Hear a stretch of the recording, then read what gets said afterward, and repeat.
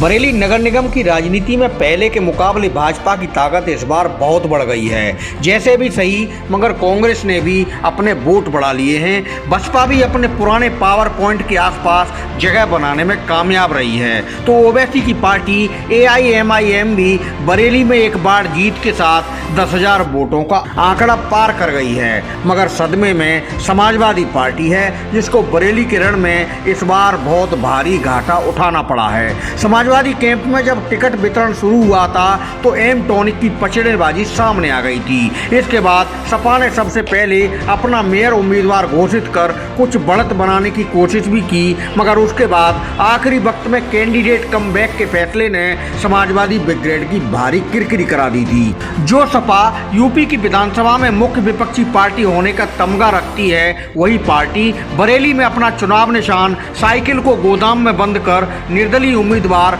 Doctor IS Tomar के पीछे खड़ी दिखाई दी। इसका नतीजा ये हुआ कि सपा के कोर वोटरों की हालत गड़बड़ हड़बड़ वाली हो गई। रही सही कसर समाजवादी नेताओं की ड्राइंग रूम पॉलिटिक्स और एक दूसरे की टांग खिंचाई ने पूरी कर दी। इसका सीधा नुकसान सपा समर्थित निर्दलीय प्रत्याशी डॉक्टर IS तोमर को हुआ। सीधे मुकाबले में आने की जगह डॉक्टर तोमर भाजपा से 56,000 से अधिक वोटों की शिकस्त खा बैठे। पहले दिन से डॉक्टर तोमर को समाजवादी नेताओं का वैसा बैकअप नहीं मिला जिसके लिए सपा ब्रिगेड पहचानी जाती है। सपा की हालत संगठन के मामले में पहले से ही बहुत खस्ता इसलिए थी क्योंकि साल भर पार्टी बरेली में बगैर संगठन के चली थी। सपा प्रमुख अखिलेश यादव ने चुनावी सरगर्मियों के बीच आखिरी वक्त में बरेली के जिला और महानगर अध्यक्ष घोषित तो कर दिए, मगर आपाधापी में बागी संगठन नहीं बन सका।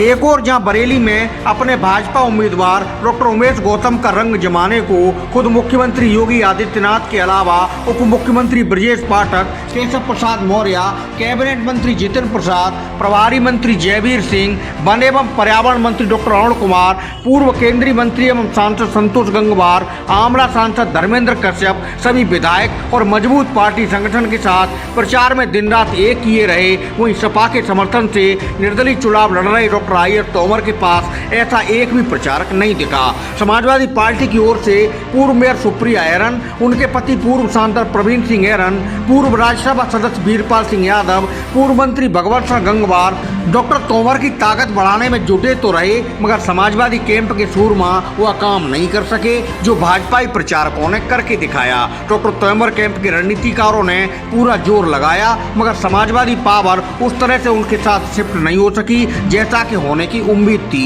यही वजह रही कि मुस्लिम मतों में भारी बिखराव हुआ। शहर में नए और कमजोर कांग्रेस का चुनावी चेहरा होने के बाद भी डॉक्टर KB त्रिपाठी करीब 27,000 वोट ले उड़े। कांग्रेस के हाथ ने सबसे ज्यादा ताकत पुराना शहर जैसे मुस्लिम इलाकों में ही दिखाई। रही सही कसर बसपा ने 16,000 और ओवैसी की पार्टी के मेयर उम्मीदवार ने मुस्लिम इलाकों में 11,000 से अधिक वोट लेकर पूरी कर दी। डॉक्टर तोमर कैंप को जीत की उम्मीद मुस्लिम मतों की एकजुटता और भाजपा के गढ़ माने जाने वाले हिंदू इलाकों में भरपूर सेंधमारी से थी, मगर इनमें से एक भी काम नहीं हुआ। हिंदू बहुल क्षेत्रों में एक तरफा कमल खिला और मुस्लिम बहुल इलाकों में जीप, हाथी, हाथ, पतंग, फूल सबने अपनी अपनी तरह से रफ्तार भरी। समाजवादियों का बूथ मैनेजमेंट मजबूत होता तो डॉक्टर तोमर की छवि को पसंद करने वाले मतदाताओं को बिखरने से रोका जा सकता था, मगर सब कुछ बगैर प्रबंधन के होता नजर आया। कड़वा सच ये भी है कि सपा के बाढ़ उम्मीदवार अपनी अपनी ढपली ज्यादा बचाने में जुटे रहे। इसका परिणाम ये हुआ कि मेयर उम्मीदवार डॉक्टर तोमर से सपा के ज्यादातर बाढ़ उम्मीदवारों की उम्मीद के मुताबिक कनेक्टिविटी बनी नहीं पाई। इसका नुकसान दोनों तरफ हुआ।